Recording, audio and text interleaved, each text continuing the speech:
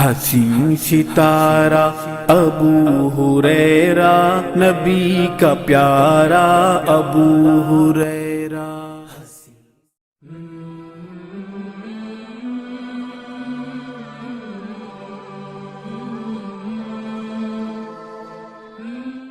السلام علیکم ورحمۃ اللہ وبرکاتہ۔ ان الحمد للہ نحمده ونستعینه ونستغفره ونؤمن به ونتوکل علیہ ونعوذ باللہ من شرور انفسنا ومن سیئات اعمالنا من يهده اللہ فلا مضل له ومن يضلله فلا هادی له ونشهد أن لا إله إلا الله وحده لا شريك له ونشهد أن محمدا عبده ورسوله أرسله بالحق بشيرا ونذيرا وداعيا إلى الله بإذنه وسراجا منيرا أما بعد فأعوذ بالله من الشيطان الرجيم بسم الله الرحمن الرحيم لقد جاءكم رسول من أنفسكم عزيز عليه ما عنتم حريص عليكم بالمؤمنين رؤوف رحيم وقال عز وجل وقال الرسول يا رب إن قوم اتخذوا هذا القرآن مهجورا وقال النبي صلى الله عليه وسلم اقرأوا القرآن فإنه يأتي يوم القيامة شفيعا لأصحابه۔ تمام قسم کی تعریف و توصیف، کبریائی و بڑائی، حمد و ستائش، تحمید و تمجید اس اللہ وحدہ لا شریک لہ کے لیے لائق و زیبا ہے، جس نے ساری کائنات کو 6 ایام میں بنا کر اپنے آپ کو عرش پر مستوی کیا۔ بعدہ درود و سلام ہو تمام انبیاء علیہم السلام پر، خصوصاً میرے اور آپ کے آخری نبی تاجدار مدینہ حبیب کبریا احمد مجتبیٰ محمد مصطفیٰ صلی اللہ علیہ وسلم کی ذات مطہرہ پر، کہ جس نے اللہ کا یہ دین ہم تک مکمل طور پر پہنچا دیا ہے۔ اب اس دین میں نہ کسی قسم کی زیادتی کی کوئی گنجائش ہے اور نہ کسی قسم کی کمی کی گنجائش ہے۔ حاضرین مجلس، اللہ سبحانہ و تعالیٰ نے جناب محمد رسول اللہ صلی اللہ علیہ وسلم کو ہم تمام کی کامیابی و کامرانی اور فلاح و بہبود کے لیے ہم تمام کی طرف مبعوث فرمایا۔ جہاں پر اللہ کے رسول صلی اللہ علیہ وسلم کو آخری نبی بنایا گیا، اللہ سبحانہ و تعالیٰ نے آپ علیہ السلام کو بہت سے اعلیٰ صفات اور خصوصیات کا حامل بھی بنایا۔ قرآن مجید کا اگر آپ مطالعہ کریں تو سب سے بڑی صفت جو اللہ سبحانہ و تعالیٰ نے پیارے نبی صلی اللہ علیہ وسلم کی ذکر کی وہ یہ کہ وَمَا أَرْسَلْنَاكَ إِلَّا رَحْمَةً لِّلْعَالَمِينَ، اے نبی صلی اللہ علیہ وسلم ہم نے آپ کو سارے جہاں والوں کی رحمت بنا کر بھیجا۔ آپ صلی اللہ علیہ وسلم انسان کے لیے بھی رحمت للعالمین ہے، آپ صلی اللہ علیہ وسلم چرند اور پرند کے لیے بھی رحمت للعالمین بنا کر بھیجے گئے، آپ صلی اللہ علیہ وسلم شجر اور حجر کے لیے بھی رحمت للعالمین بنا کر بھیجے گئے۔ الغرض یہ کہ اللہ کے رسول صلی اللہ علیہ وسلم کو تمام مخلوقات کے لیے رحمت للعالمین بنا کر بھیجا گیا۔ بھائیو، اگر آپ سیرت النبی صلی اللہ علیہ وسلم کا مطالعہ کریں تو پتہ چلے گا کہ آپ صلی اللہ علیہ وسلم اپنی امت سے کس طرح کی محبت کرتے تھے۔ صحیح ابن حبان کی روایت ہے، عائشہ رضی اللہ عنہ فرماتی ہیں رأیت النبی صلی اللہ علیہ وسلم طیب النفس، میں نے ایک مرتبہ آپ صلی اللہ علیہ وسلم کو بڑے خوش مزاج میں دیکھا، بڑے بہترین موڈ میں آپ صلی اللہ علیہ وسلم تھے۔ جیسے ہی میں نے دیکھا کہ آپ صلی اللہ علیہ وسلم بڑے بہترین مزاج میں ہیں، بڑے بہترین موڈ میں ہیں، میں ایک چیز کا مطالبہ کرنا چاہیے اور آپ صلی اللہ علیہ وسلم کے قریب چلی گئی اور کہنے لگی اے نبی صلی اللہ علیہ وسلم میرا آپ سے ایک چیز کا مطالبہ ہے۔ اور سبحان اللہ، آج کل کی عورتوں کی طرح کوئی مال کا، کوئی جائیداد کا، فلاں چیز کا مطالبہ نہیں تھا۔ جس طرح آپ صلی اللہ علیہ وسلم دنیا سے بیزار تھے، اسی طرح صحابہ اکرام یا صحابیات رضوان اللہ علیہ مجمعین یا امہات المؤمنین کا یہ معاملہ تھا کہ وہ بھی دنیا سے بیزار تھے، دنیا کی محبت ان کے دل میں نہیں تھی۔ عائشہ رضی اللہ عنہ جانتی تھی کہ آپ صلی اللہ علیہ وسلم مستجاب الدعوات ہے، یعنی اللہ سبحانہ وتعالی انبیاء علیہم السلام کی دعاؤں کو رد نہیں کرتا۔ اس موقع کا فائدہ اٹھاتے ہوئے عائشہ رضی اللہ عنہ کہتی ہیں اے نبی صلی اللہ علیہ وسلم ادعو اللہ لی یا رسول اللہ، اے نبی صلی اللہ علیہ وسلم آپ میرے لیے اللہ سبحانہ و تعالیٰ سے دعا کیجئے. سبحان اللہ. آپ صلی اللہ علیہ وسلم دعا کرتے ہیں, کیا ہی بہترین دعا کہتے ہیں, اللہم اغفر لی عائشہ, اے اللہ عائشہ کے گناہوں کو معاف فرما, ما تقدم من ذنبها وما تأخرت, ان گناہوں کو معاف فرما جو عائشہ رضی اللہ عنہ نے پہلے کیا تھا, اور ان گناہوں کو بھی معاف فرما جو وہ آگے کرنے والی ہے, وما اسرت وما اعلنت, ان گناہوں کو بھی معاف فرما جو انہوں نے ظاہری طور پر کیا, اور ان گناہوں کو بھی معاف فرما جو انہوں نے رازداری میں یا خلوت کے معاملے میں اختیار کیا. جیسے ہی دعا آپ صلی اللہ علیہ وسلم کرتے ہیں, عائشہ رضی اللہ عنہ بڑی خوش مزاج ہو جاتی ہیں, بڑے انداز میں ہنسنے لگتی ہیں. ایسی ہنسی آتی ہے کہ ہنستے ہنستے آپ صلی اللہ علیہ وسلم کے گود میں گر جاتی ہیں. آپ صلی اللہ علیہ وسلم پوچھتے ہیں, اے سرکی دعائی عائشہ, اے عائشہ کیا تمہیں میری دعا پسند نہیں آئی؟ عائشہ رضی اللہ عنہ کہتے ہیں, اے اللہ کے نبی صلی اللہ علیہ وسلم آپ دعا کریں اور آپ کی دعا مجھے پسند آئے, ایسا نہیں ہو سکتا, بلکہ مجھے دعا بہت پسند آئی اسی لیے میری ہنسی نکل گئی. آپ صلی اللہ علیہ وسلم اس وقت ایک تاریخی جملہ کہتے ہیں جس کے لیے میں نے بڑی طویل حدیث بیان کی. کیا کہتے ہیں اللہ کے رسول صلی اللہ علیہ وسلم, واللہ اللہ کی قسم, واللہ اللہ کی قسم, انہا لدعوتی لامتی فی کل صلاح, میں یہی دعا اپنی امت کے لیے ہر نماز کے بعد کرتا ہوں. سبحان اللہ. کیا دعا؟ اے اللہ میری امت کے اگلے اور پچھلے گناہوں کو معاف فرما, ان گناہوں کو معاف فرما جو انہوں نے رازداری میں کیا, جو خلوت میں کیا, اور ان گناہوں کو بھی معاف فرما جو انہوں نے ظاہری طور پر کیا. سبحان اللہ. یہ محبت آپ صلی اللہ علیہ وسلم کی اپنی امت کو لے کر تھی. آپ جائزہ لیں کہ آپ صلی اللہ علیہ وسلم نے دین اسلام کو پہنچانے کے لیے انتھک کوششیں کی. آپ صلی اللہ علیہ وسلم نے رات کی نیندوں کو قربان کیا. صرف یہ نہیں چاہتے کہ اپنی ذمہ داری پوری کر کے یہاں سے چلا جاؤں, بلکہ آپ صلی اللہ علیہ وسلم کی چاہت تھی کہ آپ صلی اللہ علیہ وسلم کے بتائے ہوئے طریقے کے مطابق چل کر رب کی وحدانیت کو اقرار کر کے لوگ نعمتوں والی جنت کے حقدار بن جائیں اور جہنم کے ایندھن بننے سے بچ جائیں. یہ آپ صلی اللہ علیہ وسلم کی چاہت تھی. اللہ سبحانہ و تعالیٰ نے کیا بیان کیا, کہا لقد جاءکم رسول من انفسکم عزیز علیہ ما عنتم حریص علیکم بالمؤمنین رؤوف الرحیم. اے لوگو, تحقیق کہ تم ہی میں سے ایک رسول آئے ہیں, یعنی انسانوں میں سے, اور پتہ ہے اس نبی کی صفت کیا ہے, پتہ ہے اس نبی کی خاصیت کیا ہے.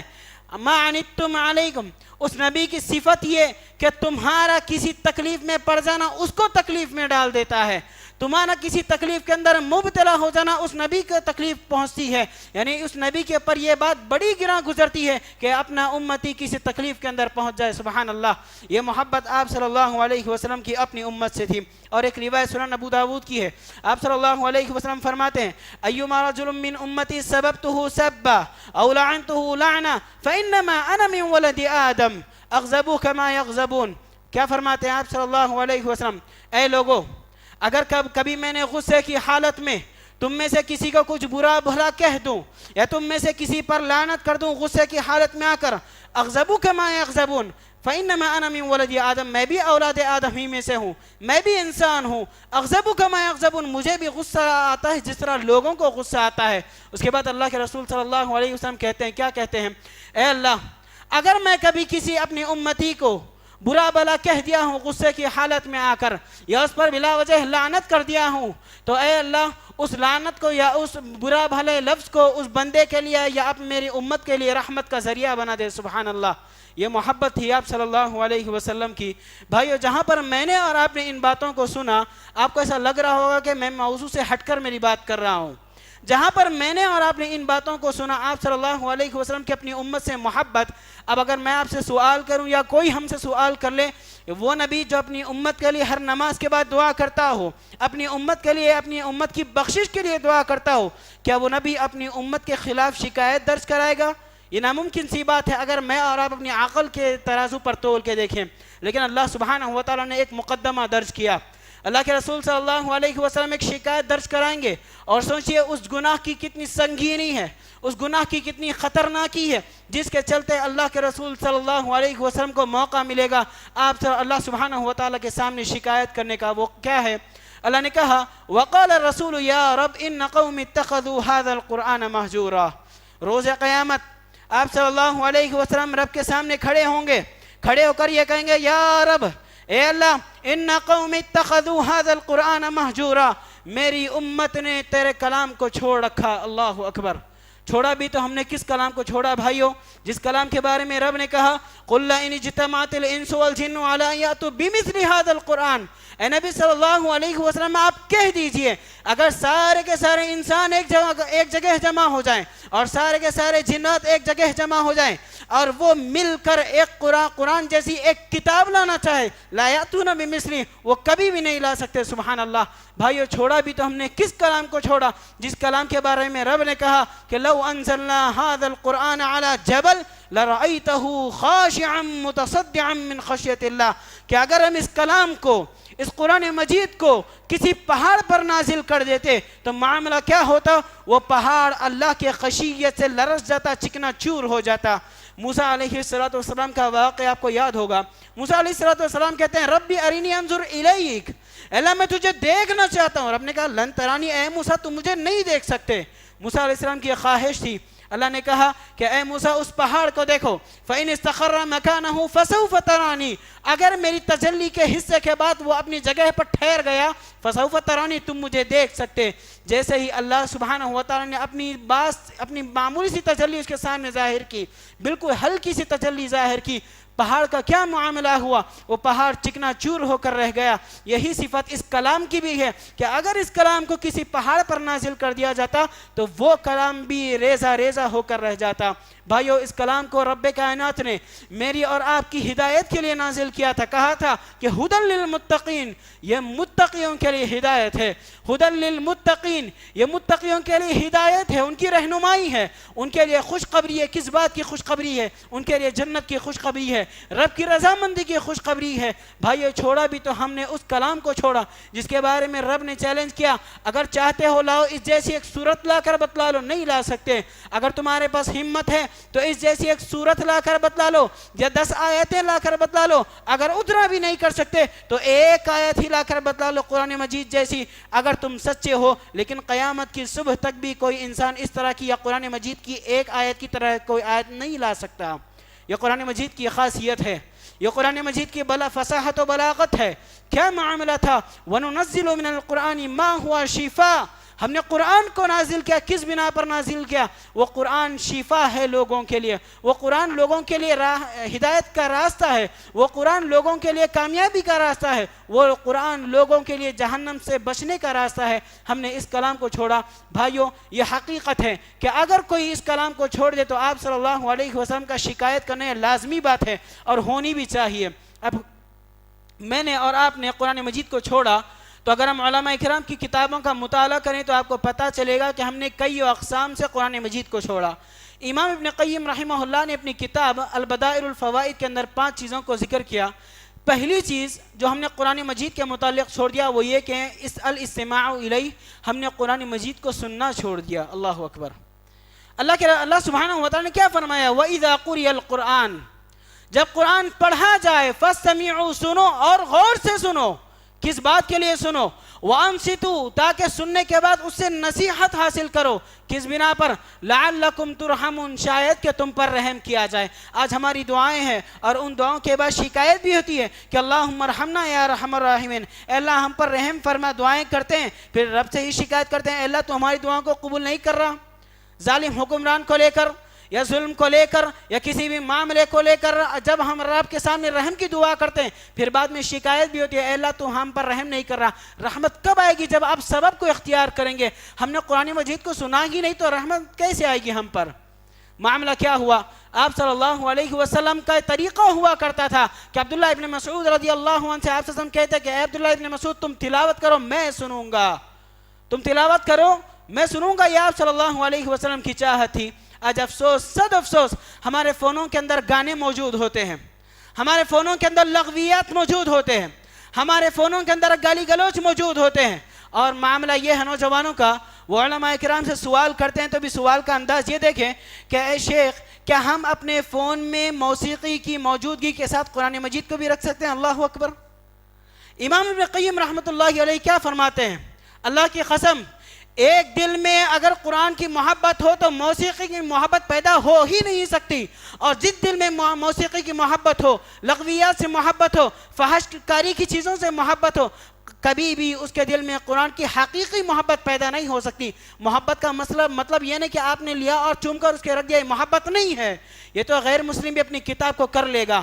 معاملہ تو یہ ہونا چاہیے کہ آپ قرآن مجید کو اپنے مخصوص 24 گھنٹوں میں سے ایک وقت خاص کر کے، ایک وقت کو مختص کرتے ہوئے قرآن مجید کے لیے نکالتے اور سنتے، تو شاید اللہ سبحانہ وتعالی ہم پر رحم کرتا، شاید اللہ سبحانہ وتعالی ہم پر مہربانی کرتا۔ جو معاملات آج ہمارے ساتھ ہو رہے ہیں شاید وہ نہیں ہوتے۔ کب ہوتا؟ جب ہم اپنے مخصوص اوقات میں سے 24 گھنٹوں میں سے کوئی ایک وقت نکال کر قرآن مجید کو سنتے۔ آج ہم کو سننے کا ہی وقت نہیں ہے۔ آج معاملہ دیکھیں کہ اگر کوئی گانے سننے کا عادی ہو تو کبھی بھی قرآن مجید کو 5 منٹ سے زیادہ نہیں سن پائے گا، اس کے جسم پر بے چینی ہوگی، بند کر کے رکھ دے گا بازو، پھر گانا سننے لگے گا۔ اور اگر کوئی قرآن مجید کو سننے کا، سمجھنے کا، عمل کرنے کا عادی ہو، پڑھنے کا، وہ کبھی بھی موسیقی کے آلات کی طرف یا موسیقی کی طرف کبھی نہیں جائے گا۔ اسے پتہ ہے کہ اللہ کے رسول صلی اللہ علیہ وسلم نے اس چیز کو حرام قرار دیا۔ دوسری چیز جو میں نے اور آپ نے قرآن مجید کے متعلق چھوڑ دیا وہ یہ کہ قرآن مجید کی تلاوت کو ہم اور آپ نے چھوڑ دیا۔ آج افسوس کے ساتھ یہ دیکھا جاتا ہے، کہنا بھی پڑتا ہے کہ آج معاملہ یہ ہے کہ نوجوانوں کے پاس یا دیگر بزرگ ہو یا آدمی ہو یا بچے ہو، دنیاوی علوم و فنون حاصل کرنے کے لیے وقت ہمارے پاس بہت موجود ہے۔ اس کے لیے ہم رات کی نیند کو بھی قربان کر دیں گے، دن کے معاملات کو بھی قربان کر دیں گے، کبھی وقت آئے گا تو اپنے کھیل کود کو بھی قربان کر دیں گے۔ کیوں؟ تاکہ ہم اس دنیا کے اندر بڑا مقام حاصل کر لیں۔ اللہ کی قسم جب تک آپ قرآن کو نہیں پکڑیں گے تب تک اللہ سبحانہ وتعالی آپ کو کامیابی نہیں دے گا۔ اللہ سبحانہ وتعالی نے آپ صلی اللہ علیہ وسلم کو کہا، کیا کہا؟ اتل ما اوحی الیک من الکتاب واقم الصلاۃ۔ اے نبی صلی اللہ علیہ وسلم اس کتاب کی تلاوت کیجئے جو آپ پر نازل کی گئی ہے۔ کیا میرے بھائیوں کیا ایسا ہو سکتا کہ نبی صلی اللہ علیہ وسلم پر قرآن مجید نازل کیا جائے اور آپ صلی اللہ علیہ وسلم تلاوت نہ کریں؟ یہ ناممکن سی بات ہے۔ بلکہ آپ صلی اللہ علیہ وسلم کی محبت اتنی تھی، چاہت یہ تھی کہ جب جبرائیل علیہ السلام آیتوں کی تلاوت کرتے تو آپ صلی اللہ علیہ وسلم اسے یاد کرنے کے لیے جلد بازی کرتے۔ آپ صلی اللہ علیہ وسلم کو ڈر تھا کہ کہیں میں ان آیات کو بھول نہ جاؤں۔ رب نے کہا لا تحرک بہ لسانک، اے نبی صلی اللہ علیہ وسلم آپ اپنی زبان میں جلد بازی مت کیجئے، قرآن کو یاد کرنا ہے۔ اِنَّ عَلَيْنَا جَمْعَهُ وَقُرْآنَهُ، ہم اس کلام کو جمع کر کے آپ کے سامنے رکھیں گے۔ اِنَّا نَحْنُ نَزَّلْنَا الذِّكْرَ وَإِنَّا لَهُ لَحَافِظُونَ، ہم نے ہی اس کلام کو، اس قرآن کو نازل کیا، ہم ہی اس کے محافظ ہیں۔ بھائیو، آپ صلی اللہ علیہ وسلم کو تلاوت کرنے کا حکم دینا، اس کا مطلب کیا ہے؟ اس کا مطلب یہ ہے کہ آپ اللہ سبحانہ وتعالی اپنے بندوں کو حکم دے رہا ہے، لوگوں کتابوں کو جزدانوں میں لپٹ کر تابدانوں کی زینت نہ بناؤ۔ رمضان آیا، وقت ملا تو ہاتھ میرے لیا، پھر رمضان گیا جزدان میں لپٹ کر تابدان کی زینت بنایا نہیں، اس کو تلاوت کرنا ہے۔ وَيُكْرَهُ، صرف اس بات کو نہ پسند کرتے تھے کہ ایک آدمی پر 40 دن گزر جائے اور ایک قرآن ختم نہ ہو۔ اللہ اکبر! آج ہمارے پاس سال ہر سال گزر جاتے ہیں، مہینے گزر جاتے ہیں، دنوں گزر جاتے ہیں، ایک قرآن تو دور کی بات ہے، ایک پارہ بھی ہم صحیح سے نہیں کر پاتے۔ سلف کا کیا معاملہ تھا؟ وہ 3 دن کے اندر یا 3 دن سے کم میں بھی قرآن مجید کو ختم کر لیا کرتے تھے۔ اگر آج ہم نوجوان کے سامنے یا لوگوں کے سامنے ان باتوں کو بیان کریں تو کہتے ہیں کہ ایسے کیسے ہو سکتا ہے کہ 3 دن کے اندر 30 پاروں کو ختم کر لیا۔ اللہ اکبر! ایک مثال دوں، آج ہمارا معاملہ جو اس فون کے ساتھ بنا ہوا ہے، جو تعلق میرا اور آپ کا اس فون کے ساتھ بنا ہوا ہے، واللہ اگر ہم اس کا آدھا تعلق قرآن مجید سے جوڑ لیتے تو دن میں کم از کم 2 پارے آسانی سے ختم کر لیتے، دن میں 2 پارے کم از کم آسانی سے ہم ختم کر لیتے۔ بہانے ہمارے پاس بہت موجود ہیں، وقت نہیں مل رہا ہے، ہم کیسے کر پائیں؟ ہم کو وہ بھی حاصل کرنا ہے، ہم کو یہ بھی حاصل کرنا ہے۔ اللہ کی قسم آپ کے پاس زمانے بھر کی ڈگریاں موجود ہوں، آپ دنیا کے اندر کسی بھی معاملے کے اندر PhD بھی کر لیے ہوں، اگر آپ قرآن مجید کی ایک سطر پڑھنا نہیں جانتے، اس کو سمجھنا نہیں جانتے، اس پر عمل کرنا نہیں جانتے تو دنیا کے سب سے بڑے جاہل ہیں پھر۔ اسی لیے یاد رکھیں، قرآن مجید کی تلاوت کے لیے جہاں پر سننے کے لیے میں نے ذکر کیا کہ قرآن مجید کو سننا چھوڑ دیا، اسی طرح ہم اور آپ نے قرآن مجید کی تلاوت کو چھوڑ دیا۔ اب آئیے تیسری چیز کی طرف، میں نے اور آپ نے قرآن مجید کے اندر تدبر و تفکر کرنا چھوڑ دیا، غور و فکر کرنا چھوڑ دیا۔ رب نے کیا کہا جی؟ کتاب انزلناہ الیک مبارک، اے نبی صلی اللہ علیہ وسلم آپ پر جو کتاب نازل کی گئی ہے بڑی بابرکت کتاب ہے، وہ بڑی بابرکت کتاب ہے۔ اب اللہ سبحانہ وتعالیٰ نے اس کو میتوں پر پڑھنے کے لیے یا دلہن کے سر پر سے اس کو دور لے جانے کے لیے نہیں کہا، نہیں نازل کیا، بلکہ اللہ نے نازل کیا تو کس بنا پر؟ لیدبروا آیاتہ، تاکہ اس کی آیات میں تدبر و تفکر کیا جائے، تاکہ ان کی آیات میں غور و فکر کیا جائے کہ رب نے کہاں پر کن کاموں کے کرنے کا حکم دیا ہے، اور رب نے کہاں پر کن کاموں سے بچنے کا حکم دیا ہے، رب نے کہاں پر کن کاموں کے ذریعے نعمتوں والی جنت کے حقدار بننے کا ذریعہ بتایا ہے، اور رب نے کہاں پر کن کاموں سے بچتے ہوئے جہنم سے بچنے کا ذریعہ بنایا ہے۔ اسی لیے اللہ سبحانہ وتعالیٰ نے اس کلام کو ہم اور آپ کے لیے نازل کیا تھا۔ آج اگر ہمارے پاس سننے کا ہی وقت نہیں، پڑھنے کا ہی وقت نہیں، تو سمجھیں گے کیسے؟ آج اسی لیے امت محمدیہ کی اکثریت زنا کے اندر مبتلا، امت محمدیہ کی اکثریت سود خوری کے اندر مبتلا، شرک و بدعات کے اندر مبتلا، اسی طرح لغویات کے اندر مبتلا۔ نتیجہ کیوں ہوا؟ کیونکہ ہم نے قرآن مجید کو صحیح معنوں میں نہیں سمجھا کہ رب کیا پیغام دینا چاہتا ہے۔ اکثر لوگوں کی بے حسی کا عالم یہ ہے، اللہ انہیں ہدایت دے، جب ان کے سامنے ذکر کیا جاتا ہے قرآن مجید کے متعلق سمجھنے کے لیے تو کہتے ہیں اگر ہم سن لیں گے تو کہیں ایسا نہ ہو کہ ہم کو عمل کرنا پڑ جائے۔ اللہ اکبر! کتنی بے حسی آج ہمارے اندر ہے۔ عثمان بن عفان رضی اللہ عنہ بڑی پیاری بات کہتے ہیں لو طہرت قلوبکم ما شنعتم من کتاب اللہ، اگر تمہارے دل پاک ہوتے تم کبھی بھی اللہ کے کلام سے آسودہ نہیں ہوتے۔ آج ہم اللہ کے کلام سے آسودہ ہیں، بیزار ہو کر رہ گئے ہیں۔ بھائی پڑھنے کا ہی وقت نہیں ہے، کیوں ہم وقت نکالیں؟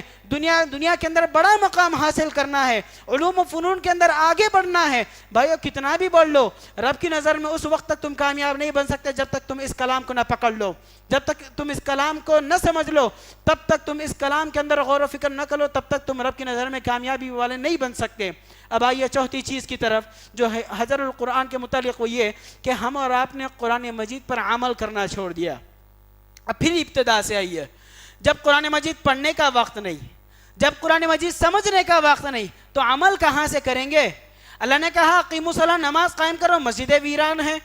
اللہ نے کہا کہ شرک سے بیزار ہو جاؤ، شرک سے دور ہو جاؤ، رب کی وحدانیت کا اقرار کر لو۔ امت محمدیہ کی اکثریت کا معاملہ یہ کہ رب پر ایمان لانے کا دعویٰ ہے، ماتھے غیروں کے سامنے ٹک رہے ہیں۔ کیوں ہوا ہے نتیجہ؟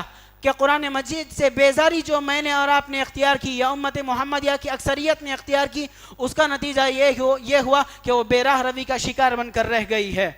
بھائیو اللہ سبحانہ وتعالیٰ نے یہودیوں کے متعلق فرمایا وہ یہ کہ مثل الذین حملوا التوراۃ ثم لم یحملوها کمثل الحمار، ان لوگوں کی مثال، ان یہودیوں کی مثال جن پر تورات نازل کی گئی، ان کی مثال اس گدھے جیسی ہے جس پر ثم لم یحملوها کمثل الحمار، اس کے اوپر اگر کچھ رکھ بھی دیا جائے تو وہ گدھا ہی بن کر رہ جائے گا، اس کو پتہ نہیں چلے گا کہ اس کے اوپر کیا رکھا گیا ہے، کیا بوجھ رکھا گیا ہے اس کے اوپر۔ اگر آپ کسی گدھے کے اوپر صحیح بخاری رکھ دو اسے تو پتہ نہیں چلے گا اس کے اوپر کیا رکھا گیا ہے، اگر آپ کسی گدھے کے اوپر صحیح مسلم رکھ دو اسے تو پتہ نہیں چلے گا اس کے اوپر کیا رکھا گیا ہے۔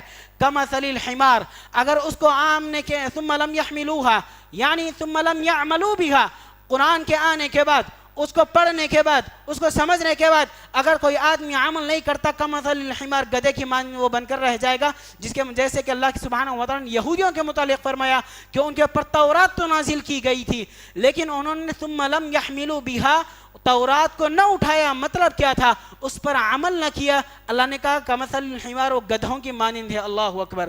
اگر کوئی آج قرآن مجید کو پڑھتا نہیں، سمجھتا نہیں، یا اس کے بتائے ہوئے طریقے کے مطابق عمل نہیں کرتا، وہ بھی اس گدھے کی مانند ہو گیا جس کے متعلق اللہ سبحانہ وتعالیٰ نے ذکر کیا۔ اقیم الصلاۃ کا معاملہ، ولا تقربوا الزنا کا معاملہ، اقیم الصلاۃ کی ایک مثال دے کر بات آگے لے کر چلوں۔ بھائیو ہم نے چھوڑا بھی یہ نمازوں سے بے راہ روی اختیار کی تو کیسی نماز ہے؟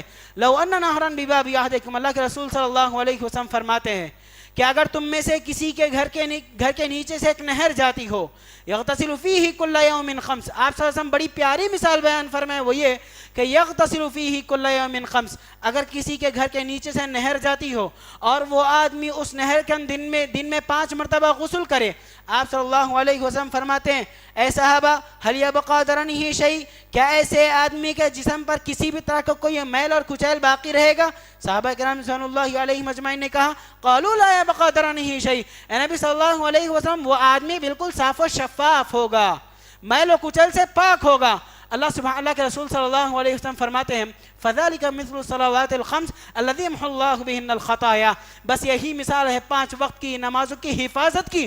اگر کوئی بندہ ان 5 وقت کی نمازوں کی حفاظت کر لیتا ہے، ان کو ان کے اوقات میں بجماعت ادا کرتا ہے، خشوع و خضوع کے ساتھ ادا کرتا ہے، تو اللہ سبحانہ وتعالی ایسے بندے کو اسی طرح گناہوں سے پاک کر دے گا. سبحان اللہ. آج میں نے اور آپ نے عمل کو چھوڑ دیا، نتیجہ یہ ہوا کہ بے راہ روی کا شکار ہم اور آپ بن کے رہ گئے. اب آئیے 5ویں چیز قرآن مجید کے متعلق وہ یہ کہ ہم اور آپ نے قرآن مجید سے شفا حاصل کرنا چھوڑ دیا. اگر آج کسی کو بیماری آتی ہے، ٹھیک ہے، اللہ کے رسول صلی اللہ علیہ وسلم نے فرمایا علاج کراؤ. پہلے تو یہ ہونا چاہیے تھا بحیثیت ایمان والے کہ آپ اس کلام کو پڑھتے، اپنے آپ پر دم کرتے، پھر بعد میں دواخانے کا یا ہاسپٹل کا رخ کرتے.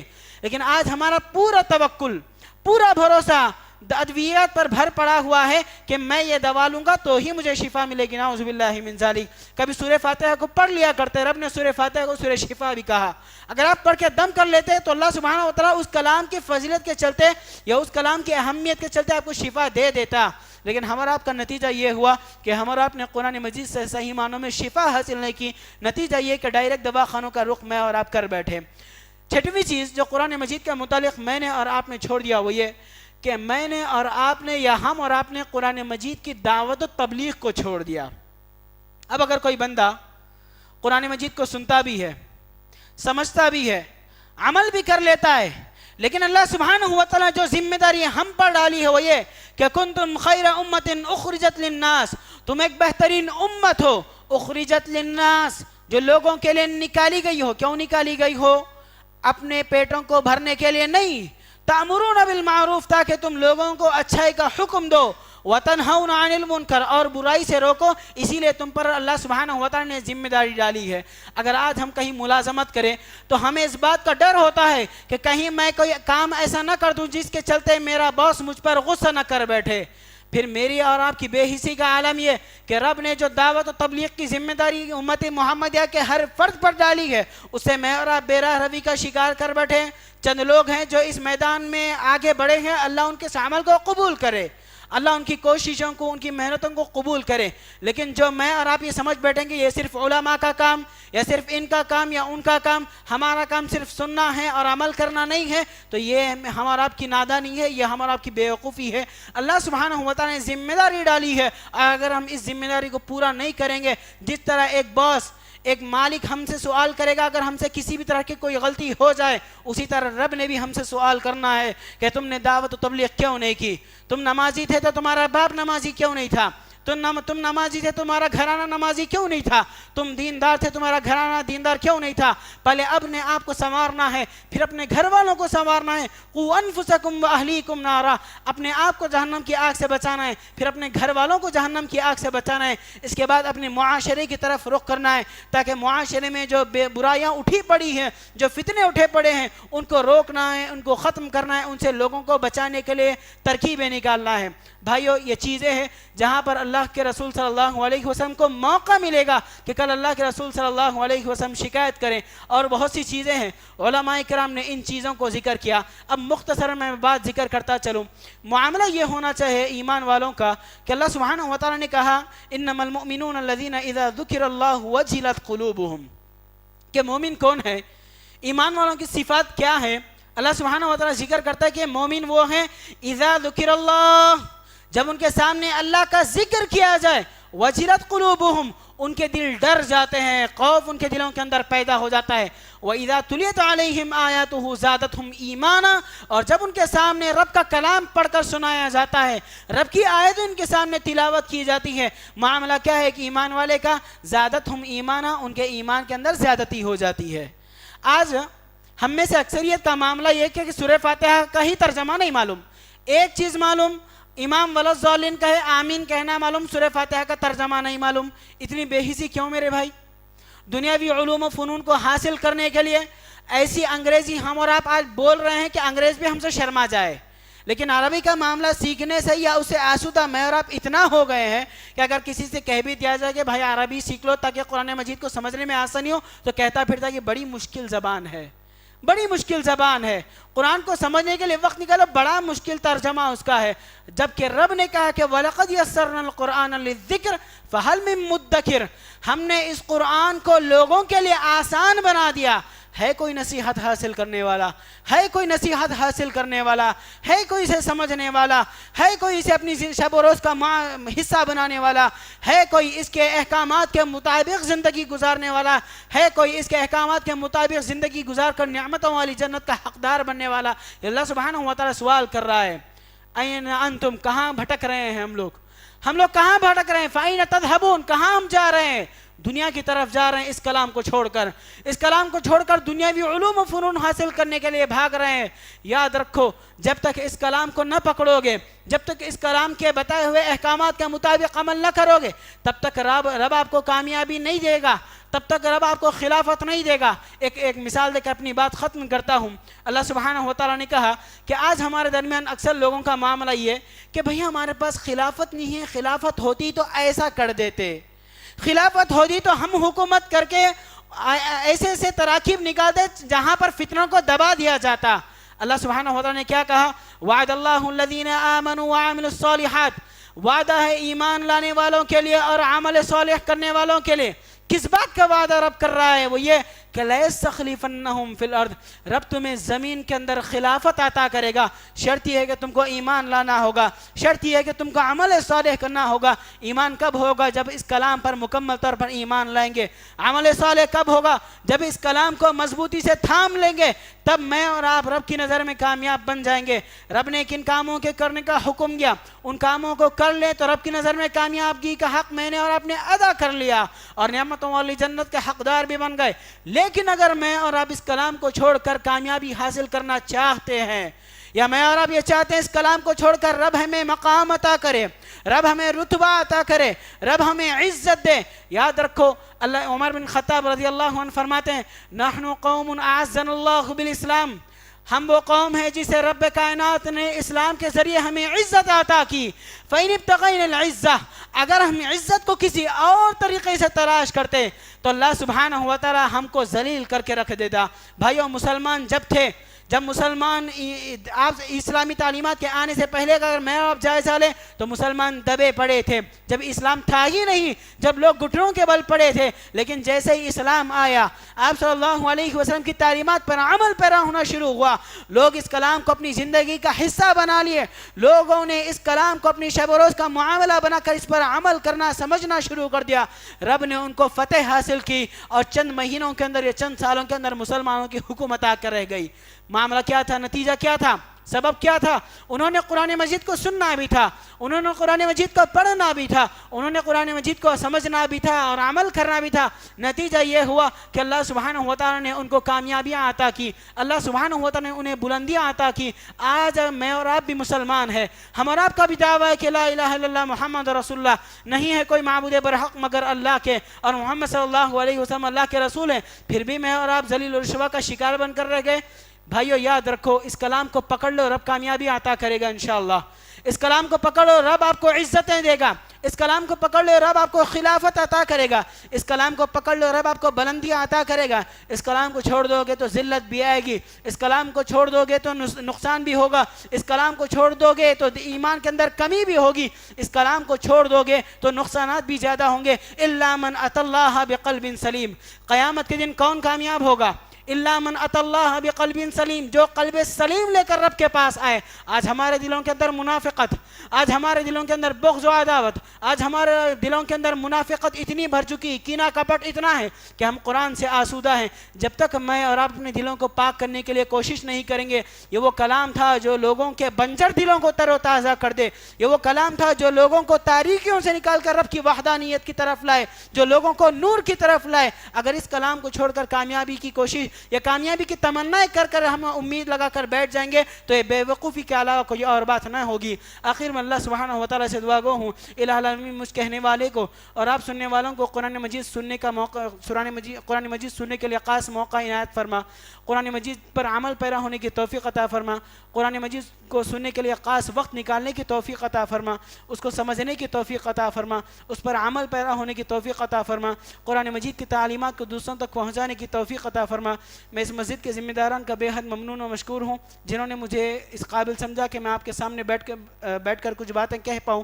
اللہ سبحانہ و تعالیٰ آپ تمام کو جزائے خیر دے، آپ تمام کی محنتوں کو اور قد و کاوشوں کو قبول فرمائے. وما علینا الا البلاغ. مزید علماء اور مقررین کے بیانات سننے کے لیے ہمارے YouTube چینل کو سبسکرائب کیجیے. جزاک اللہ.